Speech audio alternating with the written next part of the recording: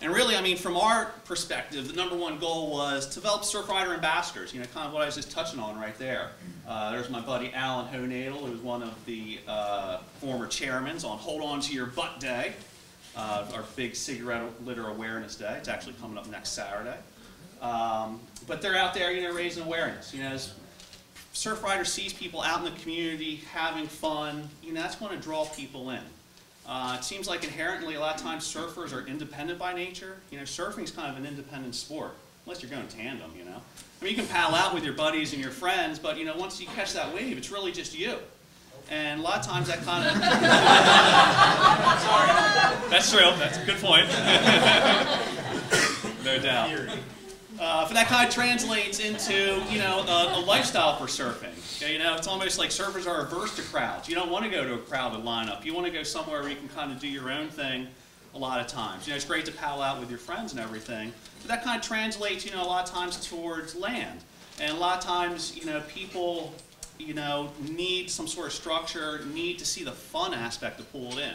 You know, luckily Surfrider is not just surfers. It's about 50% surfers and 50% non. Do you know the, roughly, is it right around there? So it's really good. You know, we welcome, you know, anyone who cares about the coast. So it's, you know, good to make it fun, make it something that people want to get involved with. I know from our perspective, it seems like about half the people who come to Surfrider is for a social aspect. And that's fine. You know, come meet people, you know, come, you know, network and, you know, help empower our cause. So, you know, we want to have that fun aspect to retain those people. Oh, and also a lot of times, you guys know very well, you know, maybe people may call or email and say, hey, Surfrider, help! You know, there's this sand replenishment project going in, you guys got to stop it. And it's like, no, no, no, you help us. We need your help. Surfrider is about people. It's about, you know, the local community. It's about grassroots activism.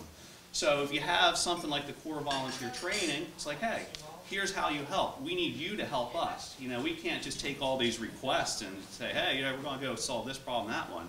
You know, we need to pull people in. So that's kind of, you know, this whole overview of, you know, how it came about. Next slide, please.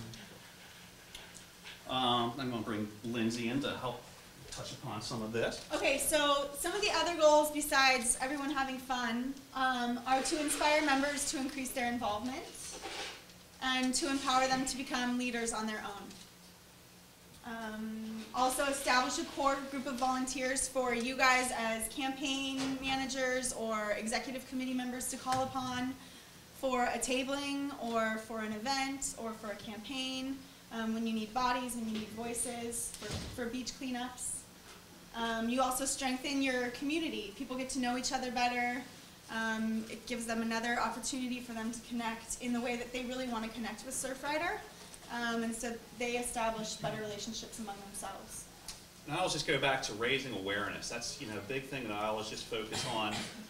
And this is going to help raise awareness. The more people you can come in and tell about Surfrider, say, hey, go take this information home, share it with your family and friends.